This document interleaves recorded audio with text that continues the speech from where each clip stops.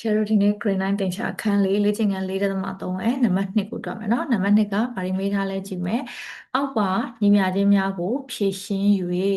အဖြေမှန်မှန်ချိန်ကိုက်ပါတဲ့ဒါဆိုရင်တို့လောက်ခိုင်းတာနှစ်ခုညီမျှခြင်းတွေကိုဖြည့်ရှင်းရမယ်အဖြေမှန်မှန်ချိန်ကိုက်ရမယ်ဒါဆိုညီမျှခြင်းဖြည့်ရှင်းခိုင်းတယ်ဆိုတာဘာလောက်ခိုင်းတာလဲဆိုတော့ဒီကိန်းတန်းထဲမှာပါတယ်မတိကိန်းကိုရှာခိုင်းတာပေါ့အဲ့ဒီမှာမတိကိန်းကဘယ်သူပါတာလဲဆိုတော့ x ပါတယ်ပေါ့နော်ဒါဆိုရင် x တန်ဖိုးတွေကိုရှာခိုင်းတယ်ပြီးတော့ရင်အဖြေကိုမှန်မှန်လေးချိန်ကိုက်ပေးရအောင်မယ်နော်ဒါဆိုရင်ပထမတစ်ခုကိုအရင်စလုပ်ကြမယ်အဲ့တော့ extend ကိုရှာဖို့အတွက်ဆိုလို့ရှိရင်တို့ကဒီမှာသူက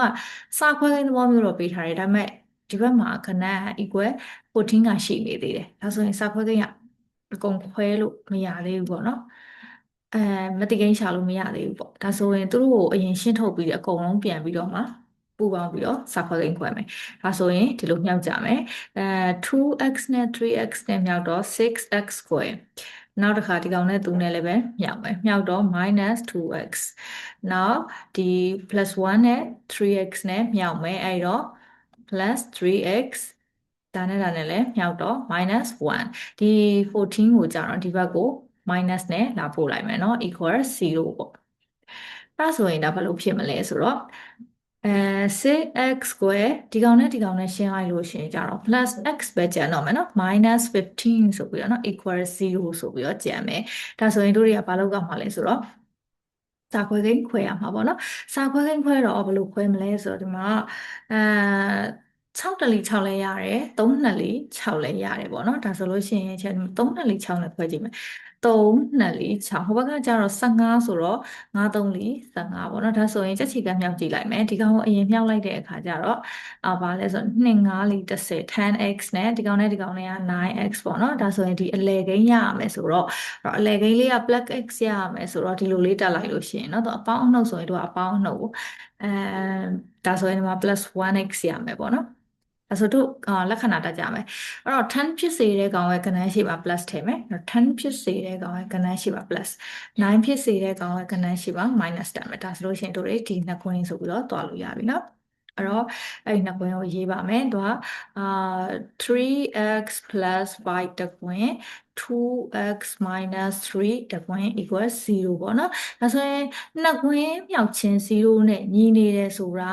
ဒီတကွင်းက0နဲ့ညီနေတာဟုတ်ရင်ဟုတ်မဟုတ်ရင်နောက်ကတကွင်းက0နဲ့ညီနေလို့ဒါနှစ်ကွင်းမြောက်လိုက်ရင်0ထွက်နေတာနော်ဒါဆိုရင်တို့ကဖြည့်ရှင်းဆိုတော့ x တန်ဖိုးရှာမယ်ဆိုတော့ x ရဲ့ဘေးကကောင်တွေကိုဟိုဘက်ကိုအကုန်ပို့မယ်နော်အဲ့တော့ဒီမှာက x ကိုလိုချင်တော့3ကမြောက်ထားတာဖြစ်တဲ့အတွက်ဒီမှာလာပြီးတော့စားမယ်ပေါ့ဒါဆိုရင်ဒီဘက်တစ်ချမ်းကရော x ကိုလိုချင်တော့ဟိုဘက်ကို-3က +3နဲ့သွားမယ်ပေါ့နော်နောက်တစ်ခါဒီကောင် x ကိုလိုချင်တော့2ကမြောက်ထားတော့ဟိုဘက်ကိုသွားပြီးတော့စားမယ်ပေါ့ဒါဆိုရင်တို့ကဒါဘာပြီးတော့လဲဆိုဖြည့်ရှင်းခိုင်းတာပြီးတော့ဖြည့်ရှင်းတယ်ဆိုတာမသိခင် x တွေရှာပြီးတော့ဒါဆိုအဖြည့်မှန်မှန်ချိန်ကိုက်ပါအောင်တဲ့အဖြည့်မှန်မှန်ချိန်ကိုက်ခိုင်းတယ်ဆိုတာဘာကိုပြောတာလဲဆိုတော့ဒီဘက်အချမ်းပေါ့နော်ဘယ်ဘက်အချမ်းဒီဘက်အချမ်းကိုအစားသွင်းလိုက်လို့တို့ရှာထားတဲ့x ရဲ့အဖြေတွေအစားသွင်းလိုက်လို့ရှိရင်ဒီဘက်အချမ်းကညာဘက်အချမ်းက14ရလို့ရှိရင်တို့ရဲ့အဖြေမှန်တယ်ပေါ့နော်အာဒီ14မထွက်ဘူးဆိုတော့အဖြေမမှန်ဘူးပေါ့ဒါဆိုရင်တို့ရထားတဲ့ x တွေကိုဒီထဲထဲမှာစားသွင်းမယ်ဒီဘက်ကအဖြေရမရကြည့်ကြမယ်နော်ဒါဆိုအမ်အဲ့တော့ချိန်ကိုက်ချင်းပေါ့နော်အဲ့တော့ချိန်ကိုက်မယ်ဆိုလို့ရှိရင်တို့မှာ x အဖြေကနှစ်ခုလောက်ရှိနေပထမ -5/3 နဲ့အရင်စသွားကြည့်မယ်နော်အဲ့တော့ x တန်ဖိုးက -5/3 ဖြစ်လျင်โอเคဘယ်ဘက်အချမ်းပေါ့နော်ဘယ်ဘက်အချမ်းလက်ဝဲဘက်ဆိုပြီးရေးလဲရတယ် left hand side လို့ရေးလဲရတယ်ဒါဆိုရင်တို့အစားသွင်းမယ်သူ့ရဲ့မူရင်းကဒီလိုလေးเนาะချက်ပြန်ရေးလိုက်မယ် 2x + 1ရဲ့အပေါ်ဟာကိုမမြင်ရတော့လို့ချက်ဒီလိုလေးအရင်ရေးလိုက်မယ် sorry အဲ့ဒီမှာအစားသွင်းကြည့်မယ်เนาะအစားသွင်းကြည့်လိုက်လို့14ရရင် okay ပြီเนาะဒါဆိုရင် x တွေ့တဲ့နေရာတိုင်းမှာ -5/3 ထည့်ပါမယ်အဲ့တော့ x တွေ့တဲ့နေရာမှာ -5/3 ထည့်ပါမယ် +1ဒီမှာလည်း x တွေ့တဲ့နေရာမှာ-5/3ထည့်ပါမယ်เนาะ နောက်က -1 ကဒီတိုင်းလေးပဲဒီမှာလဲဒါ x နေရာမှာ-5/3ထည့်တဲ့ဟာလေးပေါ့နော်အဲ့တော့ queen လေးတွေကတော့တို့တွေသေချာလေးခံမယ်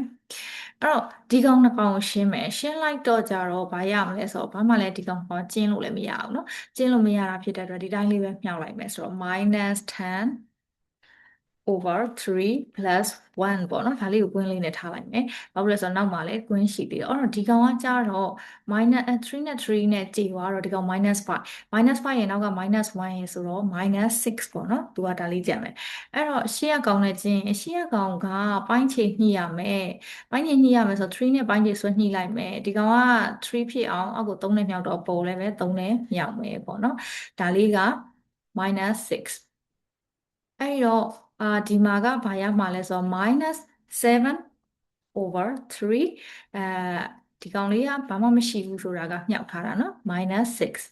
ဒါဆိုရင်တို့တွေခြေလို့ရလားကြည့်မယ်ဆိုတော့3 4 3 3 2 4 6โอเคဒါဆိုရင်9 2 4 14လက္ခဏာက minus နဲ့ minus နဲ့မြောက်တော့ plus ဖြစ်သွားတယ်เนาะဒါဆိုလို့ရှိရင်တို့တွေအစားတင်ကြည့်လိုက်တဲ့အခါမှာဒီဘက်က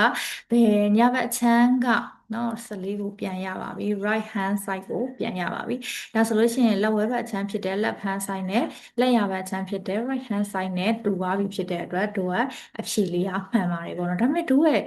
extend ဘိုးက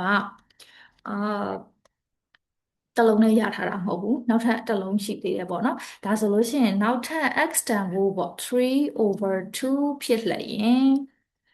equally ကပေါ်တော့ရောက်သွားတယ်အဲ့တော့အစားပြန်သွင်းရမှာပေါ့နော် left hand side ဆိုပြီးတော့အစားပြန်သွင်းမယ်ဘယ်ဘက်အချမ်းမှာဘာတွေရှိမှလဲဒီချက်ပေါ်ဟာမမြင်ရတဲ့အတွက်နည်းနည်းလေးပြန်ရေးလိုက်အောင်မနော်ဒီကောင်လေးကဒါမျိုးလေးဖြစ်ကြမယ်14ရရင်တို့ရဲ့အဖြေမှန်ပြီပေါ့ဒါဆိုရင် x တွေ့တဲ့နေရာတိုင်းမှာ3/2ထည့်ပါမယ်အဲ့တော့ x တွေ့တဲ့နေရာမှာ3/2ထည့်မယ်ကျန်တာကဒီတိုင်းပြန်ရေးမယ်နော်အဲ့တော့ x တွေ့တဲ့နေရာမှာ3/2ထည့်မယ်ဒါလေးကပြန်ရေးမယ်ပေါ့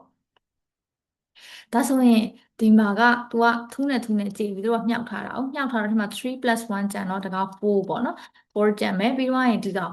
တော့ခြေလို့မရဘူး။ခြေလို့မရပြီမရလို့ရှိရင်ဒီတိုင်းပဲဝင်မြှောက်လိုက်မှရမယ်နော်။334ကိုအောက်မှာက2ကျန်မယ်ပေါ့နော်။334ကိုအောက်က2 - 1ဒါလေးကျန်ပါအဲ့တော့ရှေ့ရဖို့တို့ဒီကြားထဲမှာကွာဘာမှမရှိတာကအမြောက်ရှိတယ်နော်နောက်ကအကောင်ကိုကြတော့တို့တွေပိုင်းချိန်ညှိရမယ်ပေါ့2နဲ့ပိုင်းချိန်ညှိမယ်ဆိုတော့ဒီကောင်2ဆိုတော့ဒီလိုပေါ့နော် R2 ဖြစ်သွားမယ်နောက်တစ်ခါကျတော့ရော9ရ2ကိုနှုတ်တော့9/2ပေါ့နော်အဲဆိုဒီမှာဘာဖြစ်မလဲဆိုတော့ခြေလို့ရမယ်ခြေလို့ရတော့နှစ်တက်လေးနဲ့နဲ့လေးလေးနဲ့ခြေလို့ရမယ်ပေါ့ဒီမှာနှစ်တက်လေးနဲ့နှစ်လေးဒါဆိုရင်တို့ရဲ့အဖြေကဘာရလဲဆိုတော့14ပေါ့14ဆိုတာဘယ်ဟာပြန်ရတာလဲဆိုတော့ဒီဘက်ကညာဘက်ချမ်းကကောင်လေးပြန်ရတာပါပေါ့နော်အဲ့တော့ဒါလေးက right hand side ကလေးပြန်ရပါတယ်ဒါမှမဟုတ်တို့ရဲ့ left hand side နဲ့ right hand side နဲ့တူသွားပြီဖြစ်တဲ့အတွက်သူကနောက်ထပ် x တစ်လုံးရဲ့အဖြေရလည်းပဲမှန်သွားပါပြီပေါ့နော်ဒါလေးကအဖြေမှန်ချိန်ကြိုက်တာပါနော်